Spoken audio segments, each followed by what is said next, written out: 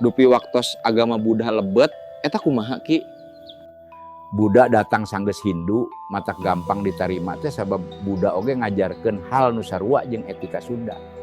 Kudu sederhana dina hirup, teu nyiksa makhluk sejen, ngajaga pikiran supaya jernih, hirup dina welas asih atawa karuna. Karuhun Sunda nyebut eta minangka jalan rahya, jalan kaheningan. Eta nu nyababkeun munculna istilah Ratu Rahya.